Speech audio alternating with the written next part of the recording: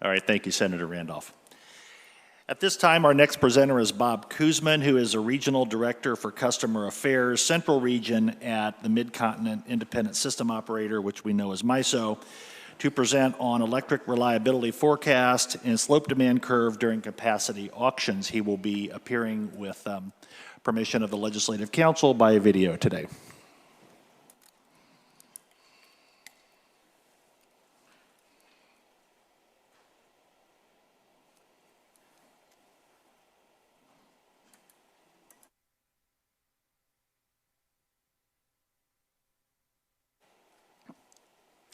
Welcome, Bob.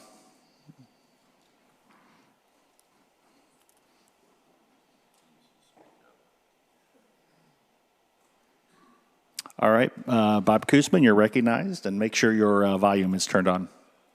Good morning. Can you hear me okay? All right, we'll need to up the volume here a little bit in the chamber. Okay.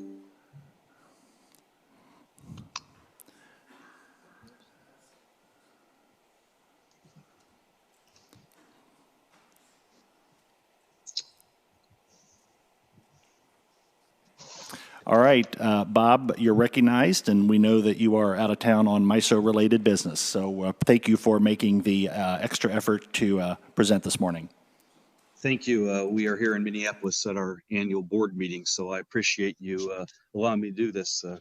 Senator Cook and Representative Soliday, members of the Study Committee on Energy and Utilities and Telecommunications. My name is Bob Kuzman. I'm the Director of Regulatory Affairs here at MISO. I greatly appreciate the time to present to you today. We find forums like this extremely important given the risks and challenges ahead. I want to share you information to help you coordinate more effectively as we pursue improvements to policies in Indiana. I know that you all agree with me that we collectively share an interest in keeping the lights on for Hoosiers. And if you want to take me to that next slide, that would greatly appreciate it.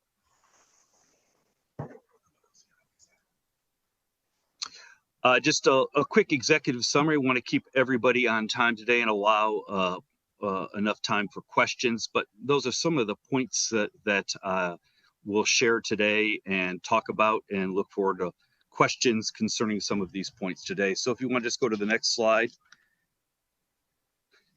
I always put this up just to remind everybody that MISO is an independent, not-for-profit organization responsible for maintaining reliability, cost-effective delivery of power to 15 states and the Canadian province of Manitoba.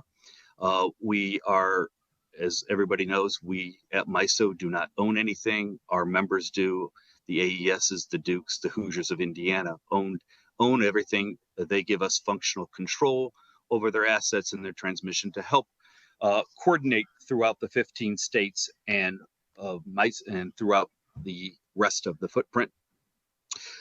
We do have good partners with our neighbors to the east, PJM, and our neighbors to our west, SPP and TVA, and also all the other markets throughout the Eastern Interconnect. So there is cooperation between all of us. We communicate daily with our operators and work hard to make sure the lights do stay on. Just a little bit down in the corner, a couple of years ago, if I would have been presenting here at the Statehouse, you would see a little bit different makeup of our generation capacity mix. It is changing, and as you see, coal is becoming less prevalent, gas is going up, but the most important thing, and we'll talk about that today, is the renewables coming into our footprint. So just a little brief update on who MISO is and what we do. So if you want to take to the next slide. I thought today some of the topics that you wanted me to touch on was, obviously, we're making some adjustments to our capacity market, and also talk a little bit about the OMS MISO survey. But before that, I thought I would just sort of set up what we're seeing at MISO and what we're seeing across our footprint. So there is transformation is in progress, and it's an astonishing pace and speed over the next several years. 9 years ago, when I started at MISO, people said I had time to learn a lot about MISO, and the industry moves very slow. That is not a true statement today. It is a very fast-moving and complicated system that and changing very swiftly, as I see some of the other presentations today talking about that. So what are we seeing across the footprint? Mainly fleet changes, the retirement of gas and coal, moving into more solar, wind, and battery, causing some creative ways to manage the grid. Fuel assurances, we saw that in the last couple episodes when we had some extreme weather, which I'll talk about here in a second. The ability to maintain gas and fuel assurances as we move through some of the severe weather that we're having. And obviously, we've touched on it and we've seen it here in Indiana last couple of weeks when it was extremely hot, and extreme weather both in the south, the north, in the summer and winter and fall months. And the changing of electrification, states going to no gas stoves to electric stoves to electrification of vehicles, as we continue to see more and more auto producers producing electric cars and being utilized in the public. And it changes when our peak hours are as people come home from work and plug their vehicles back in. So those are some of the dramatic changes that we're seeing across the footprint as we try to balance the need for electricity to Hoosiers. Next slide, please. So this slide is very interesting, and I want to spend some time talking a little bit about it. Miso developed what we refer to as Future 2A, and anticipates significant resource additions, retirements, load growth, and trend towards increasing renewables. On the top, we look at 2023, and we predict out to about 2042. And I want to make sure everybody's on the same page. Power demand is a lot more dynamic, and demand is increasing with some heating shiftings to electric phases, which we see demand patterns that are shifting tremendously to a lot more electric. There are three components to this slide that I want to talk about.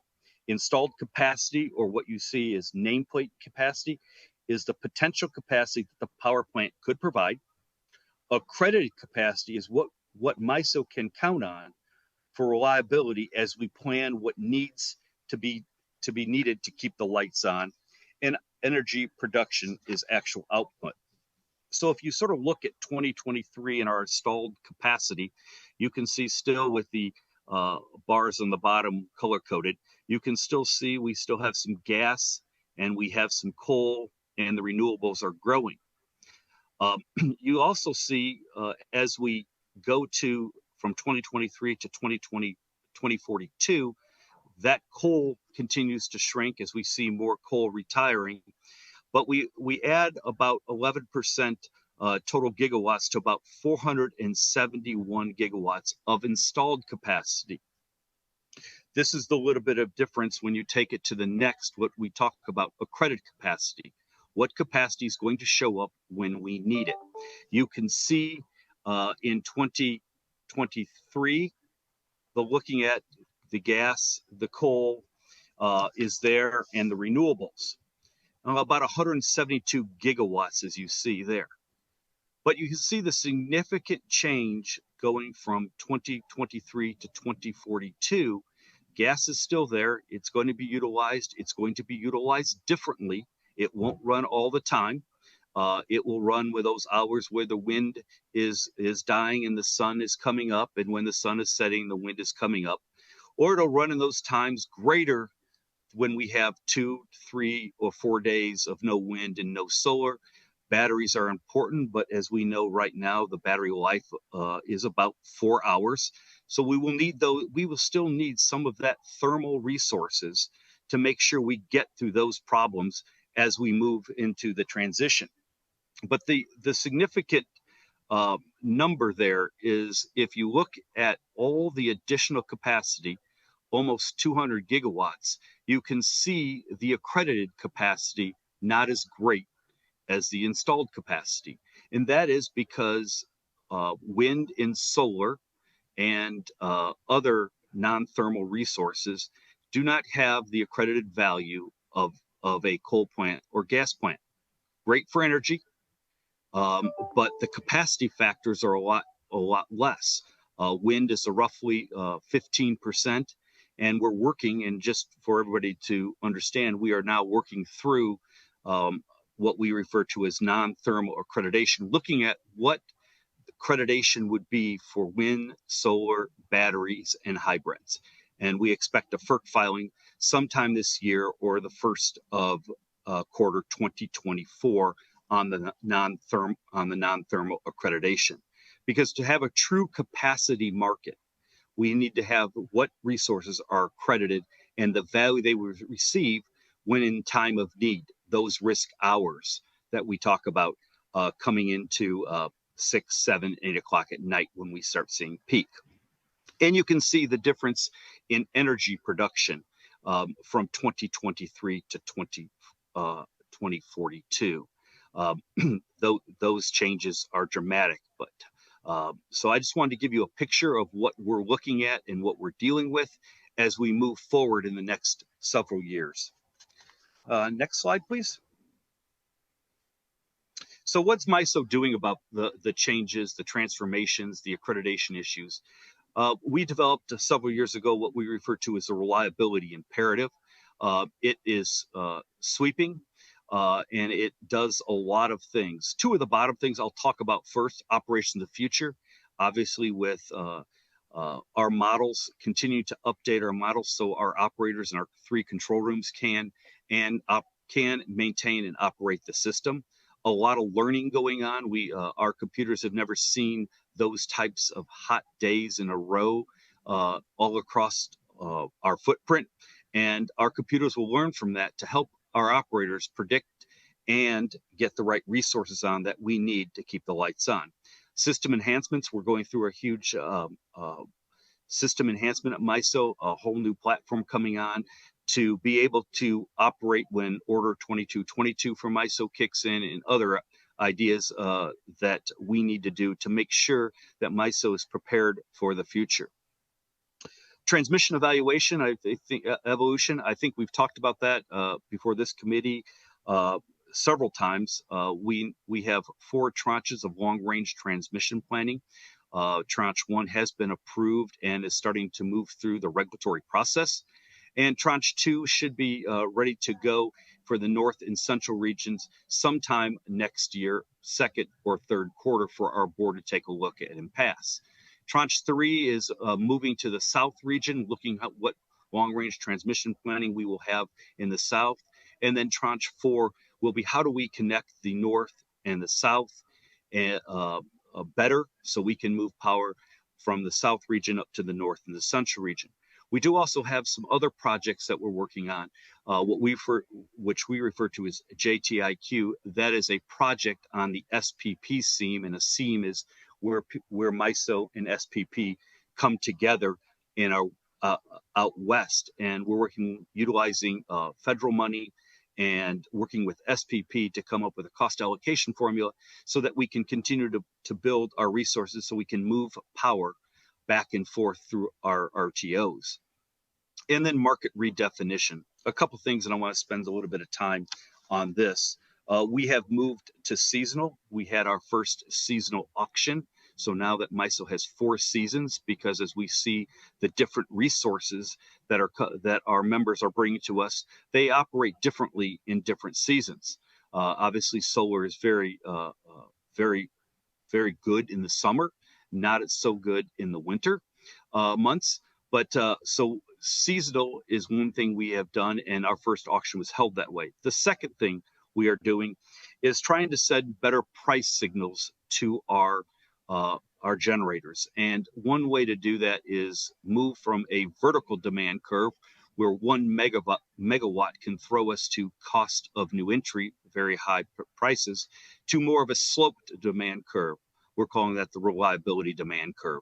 And we look to file that tariff adjustment sometime by the end of this month for implementation in 25, 26. So 24, 25 will be still the old way. 25, 26 will have the new, if FERC approves, slope demand curve. This will allow prices to not jump. It should add some, take the volatility out of our capacity auctions and allow generators allow our market to send generators correct price signals as we see what is changing in the future. The other thing that we've talked a little bit about is accreditation reform.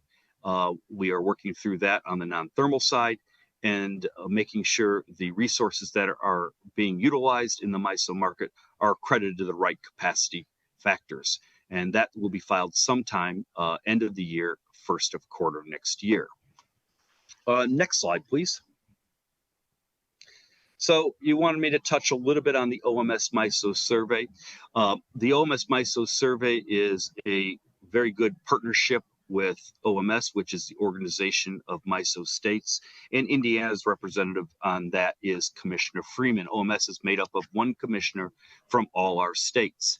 So we work very closely with OMS, and we work very closely with all the commissions across our footprint. We spend a lot of time with the Indiana Commission working through these complex problems and very good communication with the Commission.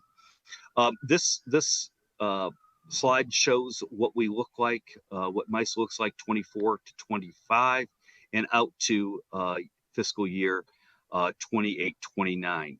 This is across the board, just a little bit of coloring there. You can see the committed capacity, what are all our load serving entities telling us the generation that will be online, the potentially new capacity that's coming in, and the potentially unavailable capacity, the yellow potential unavailable resources, the blue being potential new capacities, and our projective where we think we will be and what we will need for the seasonal accreditation. And you can see across the footprint, 24-25 is well in the green area.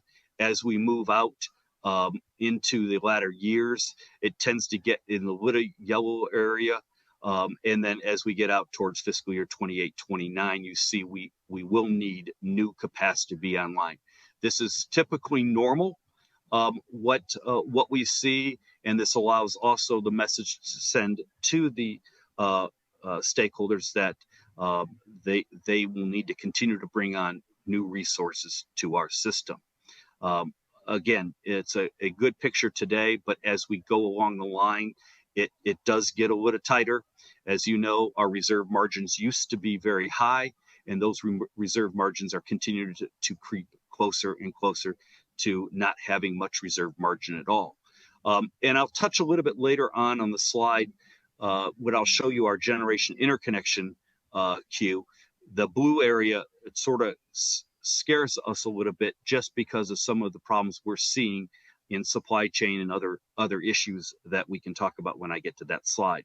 That's the overall MISO look. If you go to the next slide, you can take a look at zone 4.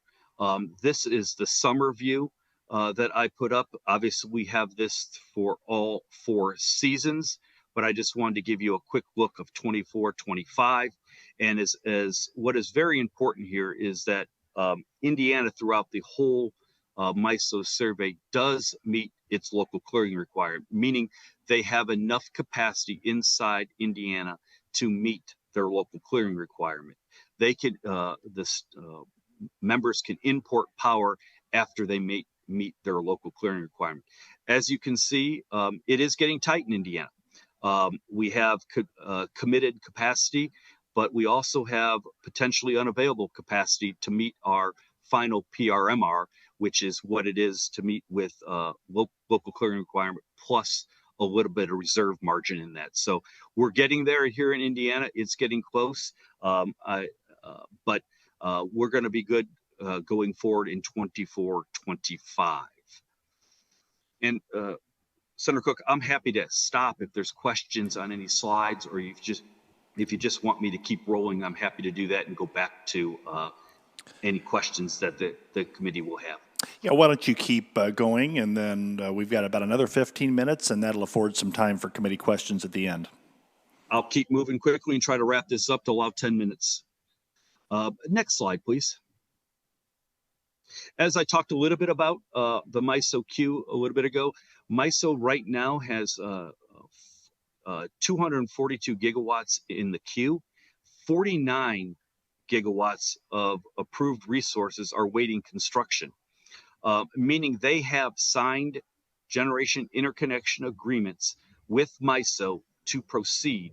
The investors or the companies that know what it's going to cost to get those assets online.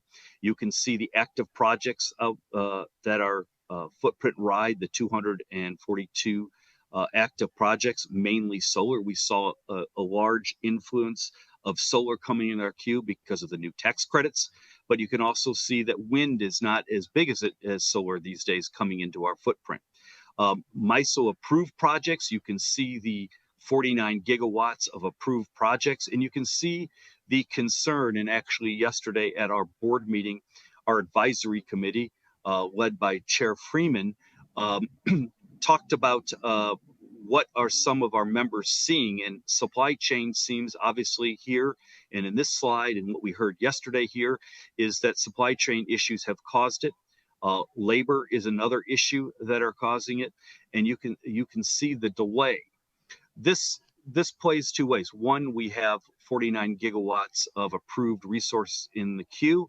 However, when you go back to those bars that you saw in the OMS MISO survey, we need these resources to come online as quickly as possible as we continue to see the retirement of thermal resources. So it's a chicken and egg game a little bit, where we need these resources to meet the demand of the energy that for our citizens here, not only in Indiana but across our footprint. So that is our queue. I just want to give you a quick update on that and what we see as delays in our queue. Next slide real quick. So I just want to end this with a couple quick takeaways. I talked a little bit about them. Our capacity markets improvements, supporting for improving pricing to MISO's capacity market. We are actually in some queue reform right now and hope to file some queue reform to make sure these new assets can get online as quickly as possible. We can't stop after we have the generation interconnection agreement signed, but we can sure help our members get through the queue faster to get these new resources on of wind, solar, and battery. So we will be filing something at FERC in the next 60 days to help move and make our queue move as quickly as possible. Obviously, we continue to work with OMS and all our state commissions to collaborate and make the MISO OMS survey even better than it is now. Something that touches Chair Houston's heart is attributes. What type of resources that we are going to need in each and every state. So we're working on attributes to develop what assets we see MISO will need to keep the grid reliable. Mainly fast starting assets that we can get on. That will be something, and we should pay our stakeholders for these assets to deliver. Fuel assurity is another one. If you have gas, do you have a backup? Do you have LNG? Do you have oil? Do you have any other type of backup to help those gas resources maintain online when needed? Talked a little bit about the resource accreditation reform, and obviously the transmission and permitting and construction. As we move through tranche 1, these projects have been announced, and where they're starting to move through the regulatory process. We are seeing the need for more and more transmission as we're getting away from these large baseload generation and spreading our resources out in solar fields and wind farms. So transmission will be necessary to move those resources and their energy to where the load is actually need to be served. I think that is my last slide, and I'd be happy to answer any questions, trying to keep you on time today with that large agenda that you have. All right, thank you, Mr. Koosman. Are there questions from members of the committee? Representative Pierce is recognized. Thank you, Mr. Chairman. I wanted to ask whether MISO was considering the possibility of virtual power plants being a way to help with capacity. So that's where you take distributed energy resources and you aggregate them, and you can use that to help at times of peak and other times. The Department of Energy just put out a report in the last week that talks about how this is kind of an untapped resource that could be used. So I'm wondering if the MISO members have been looking at that at all. Thank you for the question, Representative Pierce. Yes, we have. Part of 2022 will allow aggregation. We only have a few states in MISO that utilize aggregation, Illinois being one of them. We actually have seen where some aggregators have gone out to neighborhoods and tried to aggregate neighborhoods, water heaters, air conditionings, and other utilizing and putting that in our markets. So slowly but surely, we're starting to see aggregation come into play in MISO. It's a lot more prevalent in PJM than it is in MISO, but we're starting to see some states take a look at their aggregation and allowing third-party vendors to come in. We do have some aggregation programs here in Indiana. I know Duke has a air conditioning aggregation program, but everything in Indiana is gone up through the incumbents. Hopefully that answered your question. Senator Leising is recognized, and I'm looking to see if she has her MISO app on. Of course. I had it out just a minute ago, Bob. I wouldn't want to disappoint you.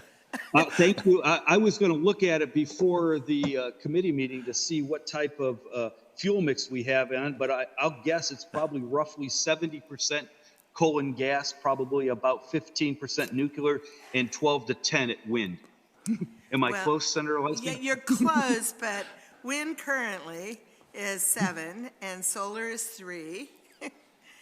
But my favorite coal is 36 if you round it to the nearest 10th, and the natural gas is 37. So you were very close on that, and nuclear was 15. Okay. My question though has to do with I'm worried about potentially future cost. And if you went back to the slide, one of your first slides that you talked about the installed capacity and accredited capacity, and according to the little calculations that I made, and I know these are projections for 2042, but if your installed capacity increases 254 gigawatts or whatever, but your accredited capacity for that same period increases only by 38. There's got to be a lot of money spent on getting to that installed capacity, and who's going to pay for that cost and potential transmission? Because I have a lot of people that are worried about how they're going to pay their electric bills, to be honest. Great question. I'll answer it this way.